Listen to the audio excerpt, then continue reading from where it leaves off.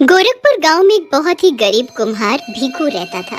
दिन भर मटके बनाता, तब जाकर उसके एक या दो मटके ही पूरे दिन में बिक पाते। उसके दो बच्चे थे, सोमू और रिया।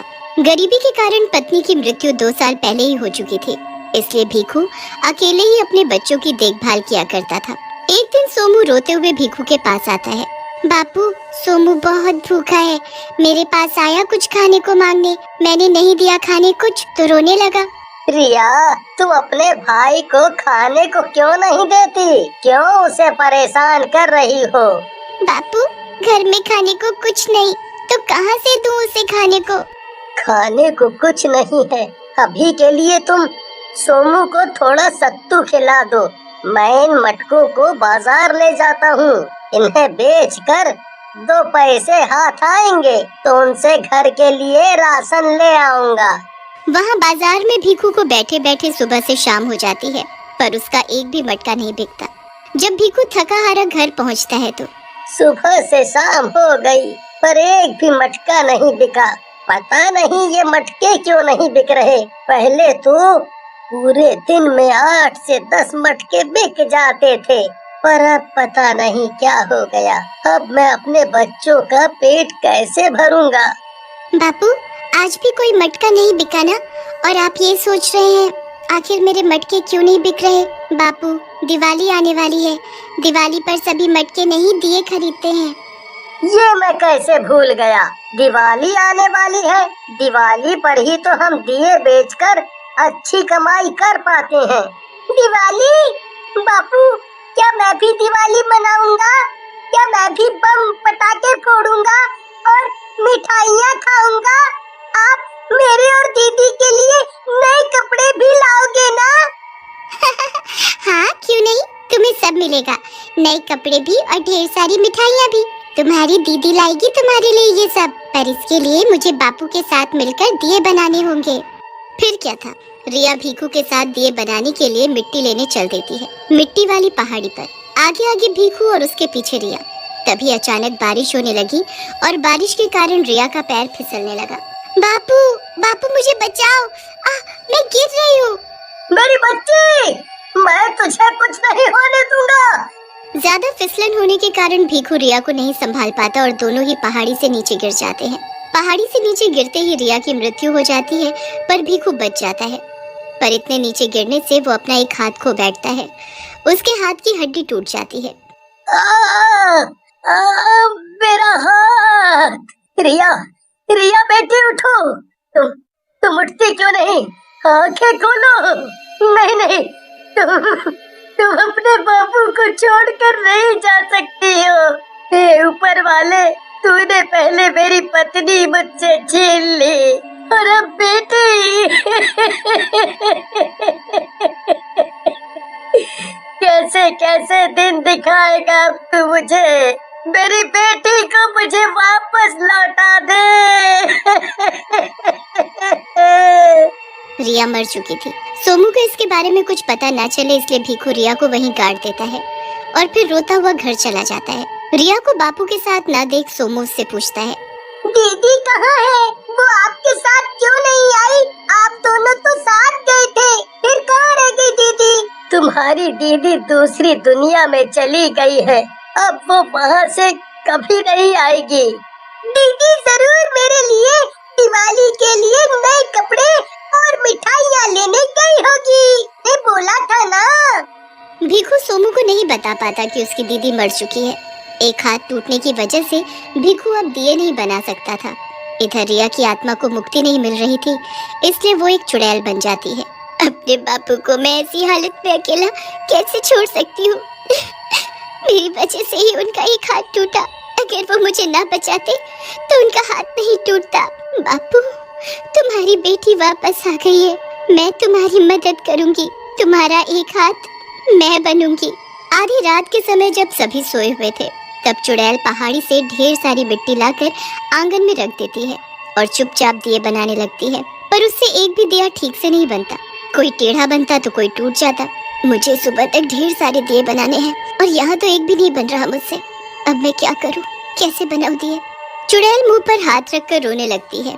तभी उसके कंधे पर कोई हाथ रखता है। चुड़ैल घबराकर पीछे मुड़कर देखती है तो चौंक जाती है, क्योंकि उसके पीछे भी एक मुझसे डरने की कोई जरूरत नहीं बेटी, मैं भी तुम्हारी तरह एक चुड़ैल हूँ और मुझे सब पता है कि तुम बहुत परेशान हो क्योंकि तुम दिए नहीं बना पा रही। मुझे दिए बनाने आते हैं, इसमें मैं तुम्हारी मदद कर सकती हूँ। क्या सच में? तुम मेरी मदद कर सकती हो? फिर जल्दी करो ना मेरी मदद ये दिए बनाने में। चुड़ैल दूसरी चुड़ैल के दिए बनाने में मदद करने लगती है। सुबह होने से पहले ही दोनों मिलकर ढेर सारे सुंदर सुंदर दिए बना देते हैं। ये लो, बन गए तुम्हारे दिए। अब हमें यहाँ से निकलना होगा, नहीं तो सूरज की रोशनी हम पर पड़ने से हमें खतरा हो सकता है। तुम बहुत ही अच्छी हो, तुमने मेरी बहुत मदद की। जब मेरे बापू इन दियों को देखेंगे तो वो बहुत खुश हो जाएंगे, उन्हें अब दिए बनाने नहीं पड़ेंगे। क्या तुम ऐसे ही रोज आओगी मेरी मदद करने? हाँ हाँ, क्यों नहीं, पर अब जल्दी चलो। दोनों चुड़ैलें गायब हो जाती हैं। जब भीखू सोकर उठता है और बाहर आंगन में ढेर सारे दिए बने हुए देखता है तो हैरान रह जाता है। ये इतने सारे दिए कहाँ से आए? किसने बनाए? अरे भाई, ये दिए किसके हैं? तभी वहाँ से गुजर रही कविता की नजर भीखू के दियों पर पड़ती है। अरे ये दिए तो बहुत ही सुंदर है, कितनी सफाई से इन्हें बनाया हुआ है, मुझे जल्दी से ये दिए दे दो। कविता खुश होकर ढेर सारे दिए ले लेती है। उसके बाद वो अपनी सभी सहेलियों को दिए दिखाती है। फिर वो सब भी भीखू से दिए लेने की बात करती हैं। घर का जल्दी जल्दी काम निपटाकर मैं भी जाती हूँ भीखू के घर दिए लेने। तुम क्यों? हम सब भी साथ चलेंगी, हमें भी तो जरूरत है दियों की। इतने सुंदर और सस्ते में हमें और कहीं नहीं मिलेंगे दिए। भीखू के दियों वाली बात पूरे गांव में हवा की तरह फैल जाती है। हर घर से कोई न कोई भीखू के पास जाता दिए लाने। शाम होने से पहले उसके सभी दिए बिक जाते हैं। ये सब क्या हो रहा है? मेरी तो कुछ समझ नहीं आ रहा। बिना मेहनत किए ही इतने सारे पैसे हाथ आ गए, पर अब कल का क्या? कल जब सभी लोग और दिए मांगने आएंगे तो उन्हें मैं दिए कहाँ से दूंगा? मिट्टी भी सारी खत्म है।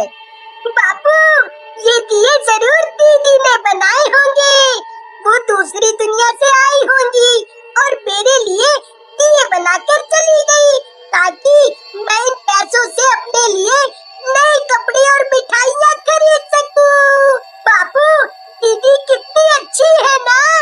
रिया चुड़ैल फिर से आधी रात को आती है और दूसरी चुड़ैल को धीरे से पुकारती है। तुम कहाँ हो? जल्दी से आओ, पता है ना हमें आज फिर से दिए बनाने हैं। तुमने पुकारा और देखो मैं आ गई।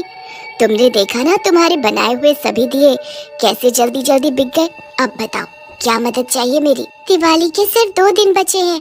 दिवाली से पहले पहले मैं और ढेर सारे दिए बनाना चाहती हूँ अपने भाई और अपने बापू के लिए, ताकि उनकी ये आने वाली दिवाली खूब धूमधाम से मने। तुम कितना सोचती हो अपने भाई और बापू के लिए, तुम बहुत ही अच्छी हो। तुम्हारी जैसी बेटी सभी को मिले, बल्कि मैं तो कहती हूँ कि अगले जन्म में मुझे तुम्हारे जैसी ही बेटी मिले। दोनों बातें करते हुए फिर से ढेर सारे दिए बना देते हैं, अब के पहले से भी ज्यादा और रंग बिरंगे भी। दोनों अपना काम खत्म करके जा ही रही होती हैं कि भीखू की नजर अचानक उन पर पड़ जाती है। भीखू उन्हें रोकता इससे पहले ही वो दोनों गायब हो जाती हैं। अब समझ आया ये दिए कौन बना रहा था। पर ये चुड़ैल मेरी मदद क्यों कर रही है? चुड़ैल तो सिर्फ लोगों को नुकसान पहुंचाती है, फिर वो मेरे साथ ये सब क्यों कर रही हैं? आज रात मैं छुप कर उन पर नजर रखूंगा और पूछूंगा उनसे ऐसा वो मेरे साथ क्यों कर रही हैं। भीखू रात होने का इंतजार करता है और रात होते ही भीखू घर की खिड़की के नीचे छिप जाता है। जब वो दोनों आती हैं और चुड़ैल दिए बनाने लगती है, दूर बैठी दूसरी चुड़ैल उसे प्यार भरी निगाहों से देख रही होती है। अब तो तुम्हें दिए बनाने भी आ गए, मुझसे भी अच्छे दिए बना रही हो तुम, तो क्या अब मैं जा सकती हूँ? नहीं, तुम नहीं जा सकती। कोई नहीं जाएगा यहाँ से जब तक तुम ये नहीं बता देती कि तुम दोनों चुड़ैल मेरी ही मदद क्यों कर रही हो। बताओ, बताओ जल्दी, नहीं तो मैं पूरे गांव को शोर मचाकर इकट्ठा कर दूंगा। बापू, मैं रिया हूँ, तुम्हारी ऐसी हालत देखकर ही मुझे ऐसे आना पड़ा। ये सुनते ही भीखू चुड़ैल को अपने सीने से लगा लेता है। किसने कहा कि रिया अकेली है? मैं हूँ ना उसके साथ। उसकी माँ का नाम सुनते ही सभी चौंक जाते हैं। चुड़ैल उन्हें सब बता देती है कि वो इतने दिन से अपनी बेटी के साथ थी और उसकी मदद कर रही थी, और 2 दिन बाद दिवाली के दिन सभी मिलकर अपने पूरे घर में दिए जलाते हैं और दिवाली मनाते हैं। उसके बाद दोनों चुड़ैल सोमू को समझाते हुए कि वो उससे मिलने आती रहेंगी, ये बोलकर गायब हो जाते हैं।